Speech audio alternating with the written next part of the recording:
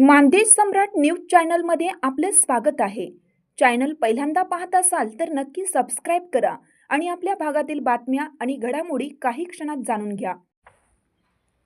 तळागाळातील जनतेच्या प्रश्नांना वाचा फोडून आवाज देणे हीच खरी पत्रकारिता। उपमहापौर ज्ञानेश्वरी देवकर।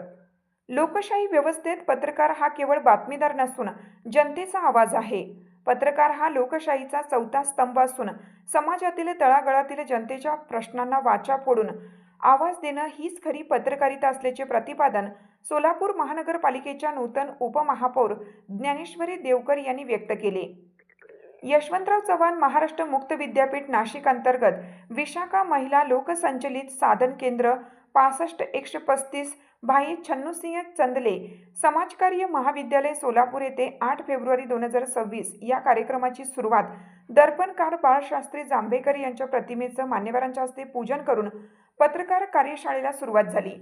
या कार्यक्रमाच्या अध्यक्षस्थानी उपमहापौर ज्ञानेश्वरी देवकर या होत्या।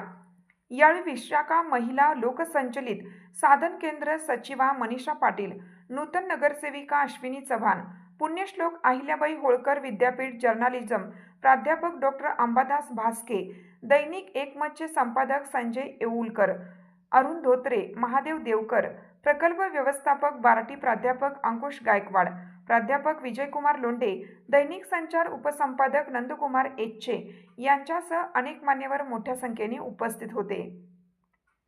पुढे बोलताना देवकर म्हणाले की पत्रकार हा समाजाचा आरसा आहे।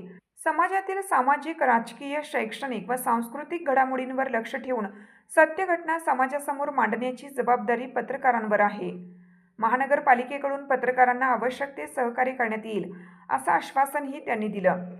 पत्रकारांनी प्रामाणिकपणे कार्य करत जनतेला न्याय मिळवून देण्यासाठी पुढाकार घ्यावा असे आवाहनही त्यांनी यावेळी केलं।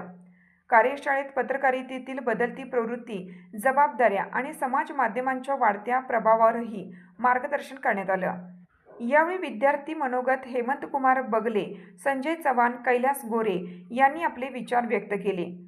या कार्यक्रमाचे सूत्रसंचालन संतोष कुलकर्णी यांनी केलं तर आभार राजेंद्र मुलगे यांनी मानले।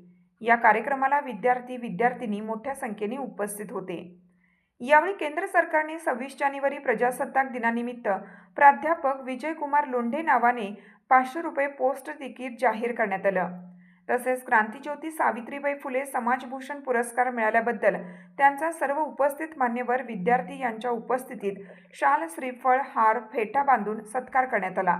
संस्थापिका अध्यक्ष माजी महापौर नलिनी चंदेले यांच्या मार्गदर्शनाखाली या कॉलेजची यशस्वी वाटचाल चालू आहे। या कॉलेजमधून आतापर्यंत हजारो विद्यार्थी घडवले आहेत। हे विद्यार्थी शासकीय, निमशासकीय नोकरीला लागले आहेत।